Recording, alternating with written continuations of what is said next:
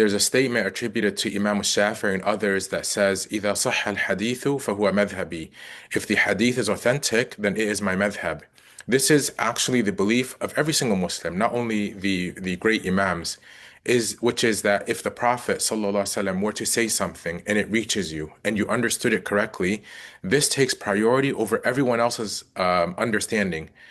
The Sunnah of the Prophet ﷺ is the second source of Islam. No other person's opinion or ijtihad takes priority over the direct words of the Prophet ﷺ, and this is something all Muslims agree on. However, at the same time, like anything else in history, whether it is a statement or an event, it's important to understand the context of these statements. So when Imam Shafi'i and the other scholars said something like, if the hadith is authentic, it's my madhhab, what did they mean? Did they mean that anytime the average person reads a authentic hadith, whether it's in a book or in Sahih al-Bukhari or online, that they just completely attribute this opinion or their own interpretation to the madhhab, or throw away the madhhab and say, hey, Imam Shafi himself told me if I read the hadith and it's authentic, then that's actually what he understood? This is actually an incorrect understanding of Imam Shafi'i's statement. And where do I get this from? Actually, the Shafi'i scholars themselves explain this. Imam al-Nawawī, for example, he has a paragraph or two, which I translate in my book, Salafism and Traditionalism, where he explains that Imam al-Shafi'i's statement here, if the hadith is authentic, it is my madhhab, is actually directed towards other scholars. It's directed to other Shafi'i scholars who have the ability to perform ijtihad. He's speaking to someone who has the tools to interpret hadith, who know the Arabic language, who know context, who know conflicting evidence, and so on. He's saying to them, if the authentic hadith reaches you, then that is my madhhab. What he really means here, like to give an analogy, is, you know, if you have like a great medical doctor, and he says, hey, if the medical evidence suggests this is the right way, then that is my methodology. That is my opinion. My opinion will always follow the medical evidence. So Imam Shafi'i here, he's telling his students, if it becomes clear to you that this hadith within my method of interpretation meets the certain criteria, then that is actually the opinion I would have held. The second point Imam al-Nawawī mentions is that it requires someone to have strong proof that Imam Shafi'i did not know the hadith, right? So he says this would require the person have read all of Imam Shafi'i's books, his arguments, and be familiar also with his students' books. Because you can't just read the hadith and say, hey, you know, Imam Shafi'i said, hey, if this hadith is authentic, then therefore it is my madhhab. Because if he knew it and he did not understand it in the same way you did, then that is not his madhhab, that is yours. So Imam Nawawi then says that for this to happen, for someone to be a mujtahid in the madhhab, for them to know all of Imam Shafi'i's books and his students' books, and basically the madhhab itself, is extremely rare. And he's speaking of his time. He says this is extremely rare even in his time. So he's saying essentially here that this statement is meant for qualified people. Imam Ibn Taymiyya also has a book called Raf'ul Malam an al-A'immat al-A'lam, where he argues, where he tries to exonerate the distinguished jurists, the Imams here, he means usually the four Imams, from blame of the same idea, oh, they didn't follow the hadith. And he gives many reasons for this not happening. Why would an Imam not follow a specific hadith? There are several reasons why a scholar might know a hadith is authentic and not follow it. Many of us, we would just maybe perhaps read a hadith and say, hey, this is it. However, for the scholar, he goes through a process of interpretation. One possible reason why the madhhab or a scholar may not follow the interpretation or the understanding of an authentic hadith the same way I might is that they are aware of contradicting evidence. Maybe there are two pieces, or there are two ahadith, and I only read one.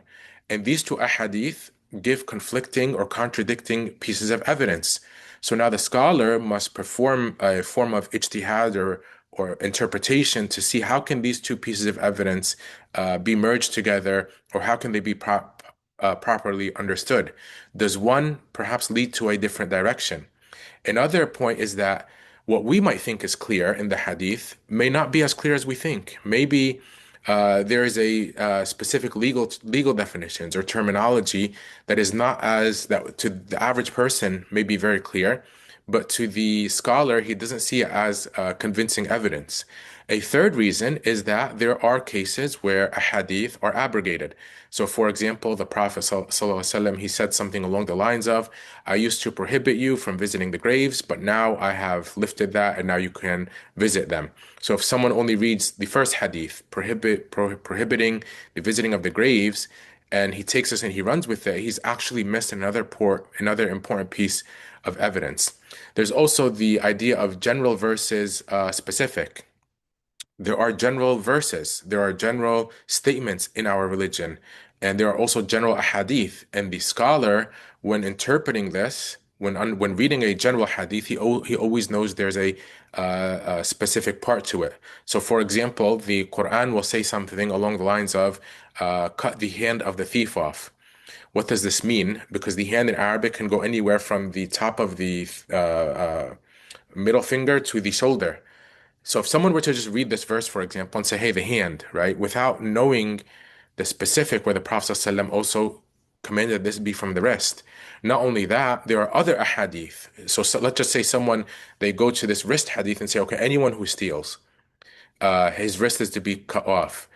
This is the wrong implication and interpretation of the hadith, because there are other ahadith that give conditions of to what stealing is. There's a certain amount, there are certain conditions that are meant to be there.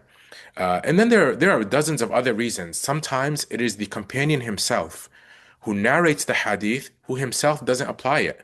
So the scholars, they know that the companions would apply the hadith. They were praised in the Quran. They sacrificed. They loved the Prophet ﷺ more than anyone else. Sometimes the companion is the very narrator of the hadith, and he doesn't do it. He doesn't apply it. This may be the hadith of raising the hands, or the hadith of making sujood in a certain verse, or so on. If he doesn't apply, the scholars will then say, hey, his understanding must stem from some kind of lived reality where he saw the Prophet ﷺ maybe change it later, or some other reason.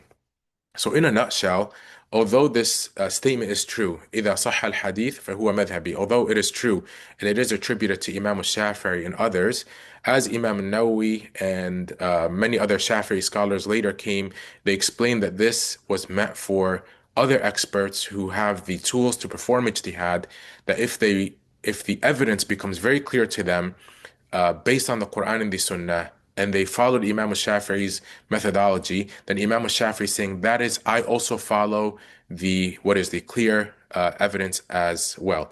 It is not meant to be a license for anyone to just read a hadith and discard or disregard the statements and opinions of great scholars like Imam al-Shafi'i.